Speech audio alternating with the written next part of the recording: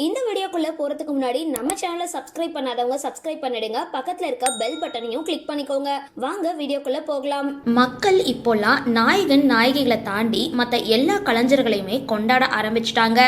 சிறப்பான நடிப்பை யார் வெளிப்படுத்துறாங்களோ அவங்களுக்கு மக்கள் கிட்ட நல்ல அங்கீகாரம் கிடைச்சிட்டு வருது. இப்போ ஒரு பிரபல சின்னத்திரை நடிகையோட இறப்பு செய்தி ரசிகர்களை ரொம்பவே ஷாக்ல ஆழ்த்தி இருக்கு. கன்னட சின்னத்திரை மற்றும் படங்கள்ல நடிச்சு பிரபலமானவங்க தான் நடிகை ராஷ்மி லீலா. 37 வயசான அவங்க கடந்த சில ஆண்டுகளா நுரையீரல் நோய் காரணமா சிகிச்சை பெற்றுட்டு வந்தாங்க. பெங்களூருவை சார்ந்த இவங்க 2019ஆம் ஆண்டுல இருந்து புலிமினரி ஃபைப்ரோசிஸ் அப்படின்ற தீவிர நுரையீரல் தழும்பெறுதல் நோயால பாதிக்கப்பட்டிருந்தாங்க. அறுவை சிகிச்சைக்கு அப்புறம் உடல்நிலை ஒத்துழைக்காததுனால சிகிச்சை பலன் அளிக்காம நேற்று மாலை அவங்க உயிரிழந்துட்டாங்க.